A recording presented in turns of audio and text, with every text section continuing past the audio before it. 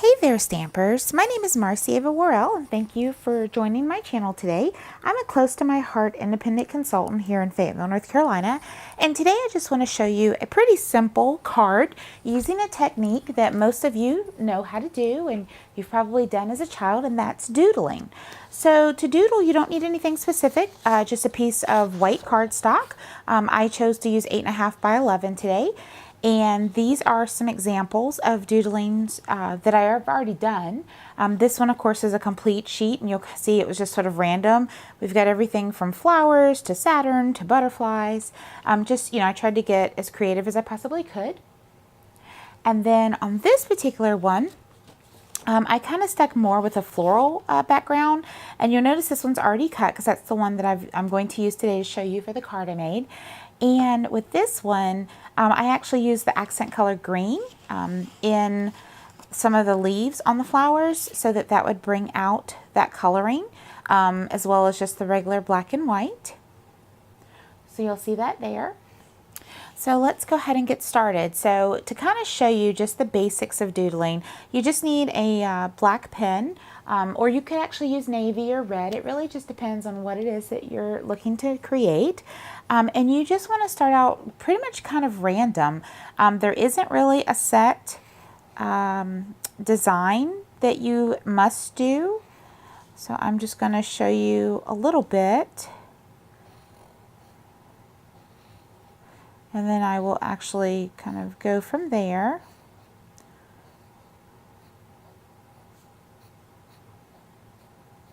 And you'll notice here I'm using, on this particular pen, the broader tip. You certainly can use the smaller tip if you choose. And for most of mine, I kind of mix it. So I might do some little lines there. And then I may come over and do a different type of flower.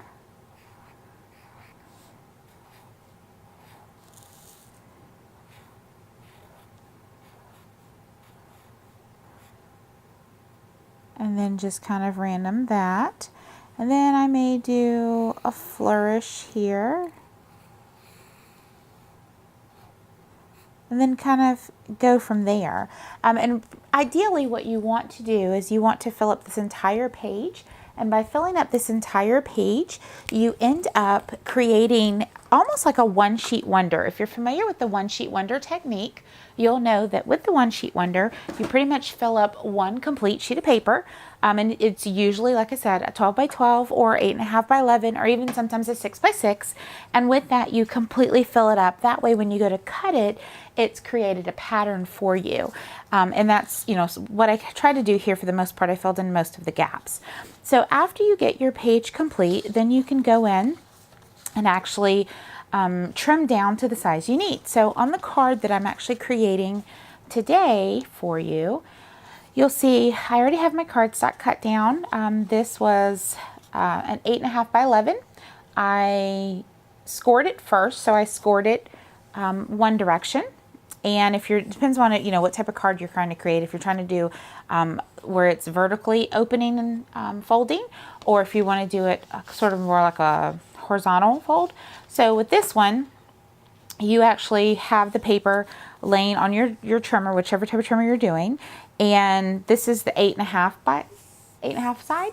So you would score it at 4 1/4. And then you would turn your paper and then cut it at 5 1/2. And then that would give you the 5 1/2 by 4 1/4 card. So that's what you're seeing here. Then I went and I took a piece of pattern paper that I already had, and I actually cut this at 4 by 4. And then I took another piece of the green cardstock and I cut it at 3 1/2 by 3 1/2. And then again, I took my doodling that I had already created and I cut it down, and I cut this little piece here to a 3 by 3. So what I'm going to do is I'm going to start by adhering these three together here. And I'm just using some adhesive. You don't have to use anything specific, just whatever adhesive you normally use. So I'm just going to layer this, or you can call it matting, depending upon the terminology you prefer. Okay, And this one, you'll notice when I did the coloring in earlier, that one does have just a little hint of green with the leaves there within where I had drawn the flower. I'm just going to mat this piece. Now on this particular card, my embellishments, I'm using just a little fabric flower and a rhinestone brad. And I do not have my paper piercer. I loaned it out to a customer. So I'm actually just going to take a little stick pin, because I'm also a person who quilts and sews, so I have lots of pins. And I'm just going to poke a little tiny hole right here with a stick pin, right through those 3 layers of cardstock. So let's see if we can do that. There we go. Okay, and just wiggle that around just a little bit, just to make the hole a tiny bit bigger. This isn't ideal. Like I said, certainly my paper piercer would be the better tool to use, but you know, you use what you have. Okay, so then we're just going to take that brad and we're going to push it through. There we go, like so. And on the back, we're just going to flatten those pieces. Okay, and then I am just going to put, again, adhesive all the way around. And I could realistically, and depending upon what type of card I was doing, I actually could have used the foam dots here, especially since I have an embellishment that kind of sticks out, but I just chose to use this part. So I'm actually going to mount this a little closer to the top, because I do want to leave room for my sentiment. So I'm just trying to make sure I have it even for the most part. There we go. And we're going to especially make sure we push down on that adhesive around the embellishment. That way it doesn't cause a problem later. All right. So of course I've mounted that part, and I'm just going to put my sentiment here. So this particular little stamp set I'm using is from Close to My Heart. This one's called Just For You, and it's a petite perks. And what that means is it's one of our little small stamp sets that we are able to typically as consultants give to customers, give to a great hostess. It really just depends upon what's going on. So out of this, I am going to use, let's see, I just went, yep, it'll fit, the Thinking of You that's right here in this top corner. So I'm going to take one of my Close to My Heart acrylic blocks, and this is the 2x2 size. I'm going to place it right there, and I am simply going to peel this off and place it right here in the middle, roughly. There we go. Okay. And then I am going to take my Memento Tuxedo Black ink and just put enough ink on here. Okay, and there we go. All right, and since this is cardstock, I'm not going to use my little foam piece that we normally would put underneath paper. This is pretty sturdy, so I'm actually just going to use it like it is. So let me open this up. Okay, and I'm going to try to put this even on the page where my little grid marks are, so it's a little easier for me. And there we go. All right, perfect. So you'll see it says Thinking of You down here in the corner, and I could have centered it. I could have put it in the left-hand corner under the flower if I really wanted to. I actually could have placed it on the inside, but I just chose not to. I chose to put it here. So that's pretty much the completed card right there.